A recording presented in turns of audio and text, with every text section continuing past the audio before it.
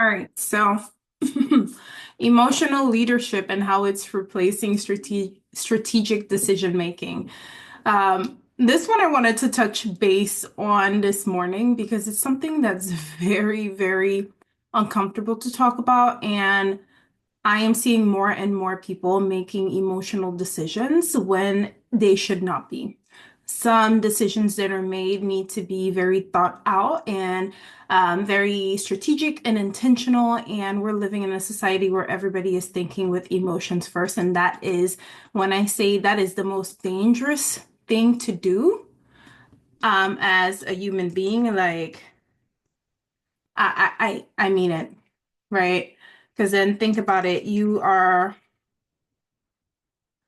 having leaders represent you and do things in for you, but they're thinking just like you are. Because then one thing I'm going to say, if anybody is going to represent me, I want you to be able to think about the issues that are presenting themselves, right? And make them in a way, make these decisions in a calm-headed way and consider the different ways that that it needs to go. I don't want you to make the decision like I would, right? Because then I asked you to represent me because I know you know better, you know better. But a lot of these leaders don't. They are peddling whatever you believe in, and that's a dangerous place to be.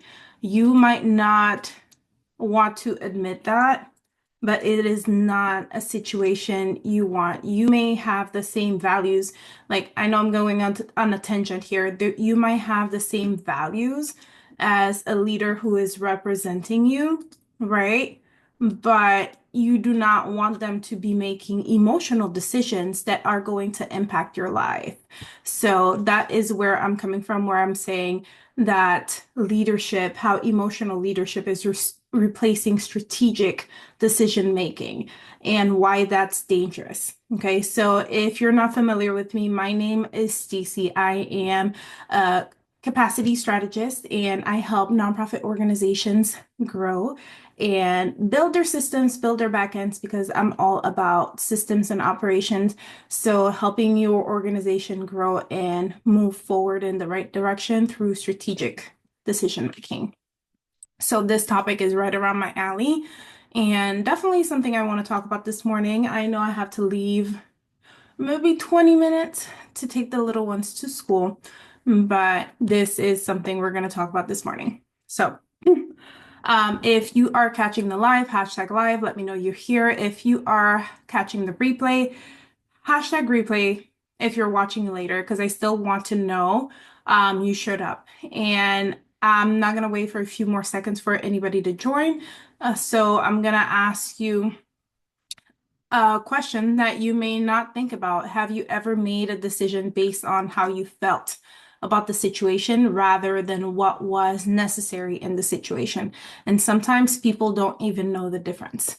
They don't know if the decision they're making is appropriate because all they see is their own points of view and their own ways of feeling about the matter.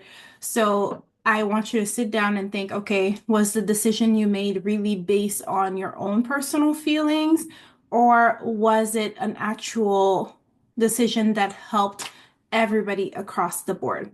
Because that's where I want you to start making decisions from that state, right? From that point of view, not just how you're feeling as a leader, but what the data says, what you have to think long term. And too many people are not thinking long term, right? So as a leader, there are non-negotiables that you need to do, and thinking not always putting your emotions first is one of them. Okay. I'm not talking about compassion. I'm not talking about empathy. These are, like I said, non-negotiables in the work that we do. You need a level of compassion and empathy in this industry and the work that you're doing. I'm talking about leadership, making decisions based on panic people pleasing and personal validation. Oftentimes, people are making decisions, leaders out there are making decisions because they are panicking. What is this person?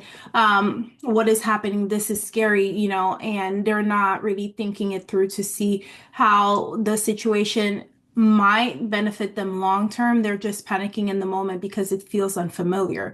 Or people pleasing, okay, my community is not going to like that, so I can't do that. But if your community doesn't like it, do they know that if you keep doing it like that, they're not going to have organization to support them later on? Personal validation, another example um of that. Let's say that you do something, you're not going to get the clout that you want, so you don't want to do it. Okay, so leadership that skips the planning because it's too hard. Leadership that avoids hard conversations because you don't want to hurt anyone's feeling. This is a type of um leadership, I'm telling you, needs to go in the trash. Okay. You need to stop avoiding hard conversations because you don't want to hurt people's feelings. You need to stop stalling the growth of your organization because you're more focused on being liked than being effective. So these are all things that I consider emotional leadership, and they are essentially hurting your organization. Okay, so Bridgespan Group, one of the things that they reported is that one of the top challenges facing nonprofits, not the lack of funding, is the lack of decision-making clarity. There's a lack of decision-making clarity here, and that doesn't make sense, right? Because then there are a lot of nonprofits out there, but they don't have a budget issue, right? They don't have a leadership issue. There's a lot of decision-making clarity lacking. So emotional leadership often looks like, in this case, underperforming staff because you don't want to discourage them. You don't want to ask more of them or tell them what they need to be doing, or the work that they're doing it's not up to par, right? Because you don't want to hurt their feelings. Delaying changes to a failing program because it's been around so long. And another thing with staff, underperforming staff, you don't want to discourage them. Sometimes you have to fire and fire quickly because somebody doesn't align with the mission and they're not doing the work right, but you feel bad. That's emotional leadership because you're holding on to staff, not because they're a great fit, not because they can actually do the work, but because you don't want to feel bad for letting them go. As a leader, these are hard decisions you have to make. Okay.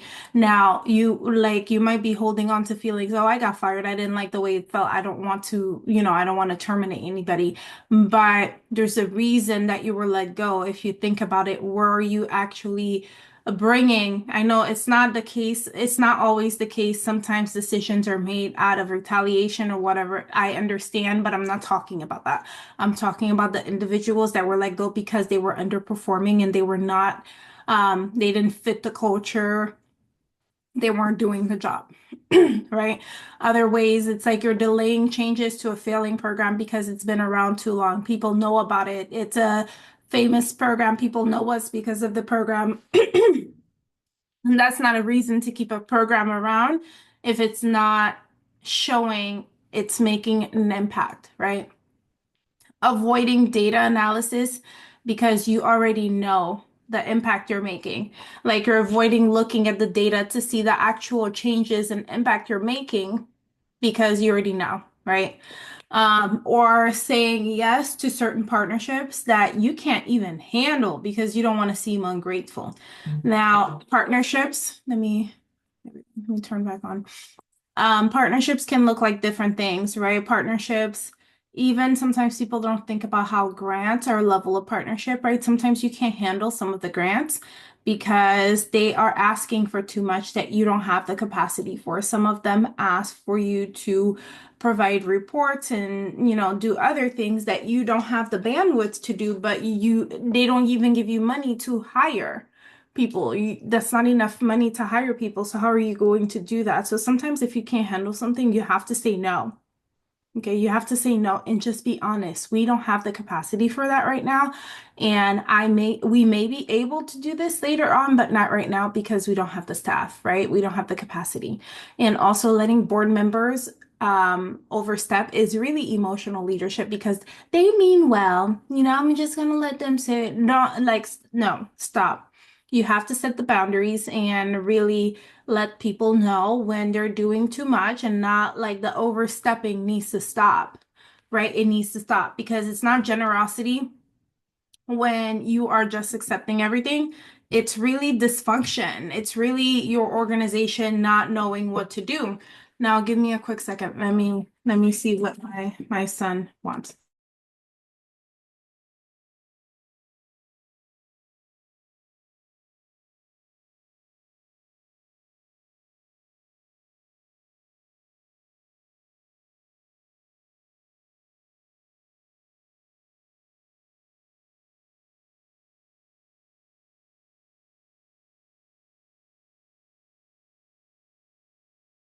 All right, so roll with the punches. What do you want? You want your headphone? Yeah. Okay, put that on. So it creates a culture when you're leading like this, where emotion. Your tablet's downstairs. Go get it. Where emotion is really trumping. Sorry for the term here. It's really like over. It's surpassing and superseding execution every time, right? Like emotion is what you're going for, and you're not paying attention to what's needed, which is the execution part, right? You're thinking more about how the action makes you feel rather than what the action actually produces. Because when you are just thinking about the feeling attached to what you are doing, or the way people feel with what you're doing, you're not thinking about what actually matters, which is the results, the execution. So you need to create a culture where emotion is superseding emotion does not supersede execution, because execution is more important than the emotions. Now, a real world example, a nonprofit in the education space, they're seeing a 40% drop in student attendance for one of their flagship programs, right? So staff raised the concerns, the data was clear, but the executive director felt that the program still mattered too much to cut or restructure. So they kept it. They spent about $80,000 that year on, on something that no longer aligned with their community needs. So he wants to work with me this morning. So forget that community needs, and ended up laying off two key staff members when the budget did not balance, and all because of a feeling. So I want to be clear about something. I'm not asking you to become a robot, right? I'm asking you to start leading with emotional intelligence and strategic discipline, because those two things are not mutually exclusive. You can actually listen to your team and set clear expectations. You can care about the community and use hard data to drive decisions. And that's the place I want you to start coming from. You can honor your past and build structures that serve the future, right? You need to stop thinking that you cannot do one if you don't do the other. No, you can be both emotionally intelligent and emotionally aware and still make strategic decisions, and like lead with strategy and intention. Okay, because real leadership is not just about having heart. It's about having the discipline to move the mission forward even when it's uncomfortable. It's about the having the discipline to do the hard things and to make the hard decisions that other people cannot make, all with empathy. And that's the thing, right? The longer you lead from emotion without a strategy, the longer your organization is going to stay stuck in survival mode. Okay, so I want you to start shifting. I want you to start thinking about how to do that. You can create a decision-making framework that aligns with your strategic plan. Okay, you can review your programs objectively. When I say objectively, a lot of people think they're objective when really they're not. So I want you to sit down and realize what you will need to be more objective, right? I need you to review your programs objectively at least twice a year. Data first, feelings second. Look at the data. Look how much you invested in this program. Look at the return on investment. Like for how much you invested, how many people did you serve?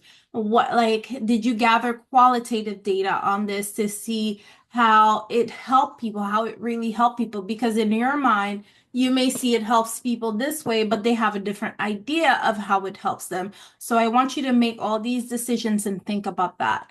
And I want you to build in regular time for leadership reflection and planning, not just reacting.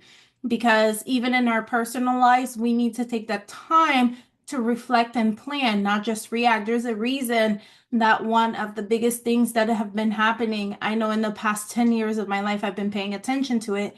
A lot of people are recommending journaling, reflecting, expressing gratitude because all of these things matter. So imagine as a leader, what happened? You okay? You need to take time to reflect and plan, not just react. So I want you to stop tying your worth as a leader to how nice or liked you are. I know me and one friend, we were having a conversation that our goal is to be kind, not nice, because nice is not where you want to be. Because then one thing she told me is that, listen, criminals are nice, they seem nice. You know, PEDO seem nice. I have my child here. A lot of people that commit heinous crimes are nice. So the goal here is not how nice or liked you are. It's it's not that, okay? So the work is personal. I hear that for a lot of us, but it should not be emotional. Emotions don't help us get results in any way. You can't even make life decisions like by being emotional. So I need you to find yourself. And if you find yourself saying that we just need to get through this month, every month, that's not leadership. Because then I know I've been saying that all, like for a long time. If you find yourself always trying to figure out how to get to the next month or how to get to the next day, that's really not leadership. Okay. So stop reacting. It's time for you to reset. Okay. Reset. Because if you're a nonprofit leader of an organization with revenue between 100,000 to 500,000 revenue, which is lower than the audience I serve, but I want to serve you, your decisions are being made in survival mode instead of strategy. Because if you're still stuck there after 10 years, then that's a conversation we need to have. And I created the clarity coaching session for leaders just like you who are ready to shift from emotional leadership to strategic execution. So it's 1 hour coaching and it's designed to unpack where you're stuck, identify your needs to shift structurally, and give you the clarity to lead with confidence, right? And direction. The link is going to be in the comments if you're on Facebook. If you're on Instagram or watching anywhere else, send me a DM with the word clarity and I'll send you the link for you to book your spot. There are only 10 spots because that audience, 100,000 to 500,000, those are not the typical clients I work with, but I recognize that nonprofit organizations at every level need help. They need support. So that's the way I'm supporting smaller organizations. So this is the ones for the ones who are done guessing, done pleasing, done leading with just vibes, right? Because you need to build the structure that your vision deserves.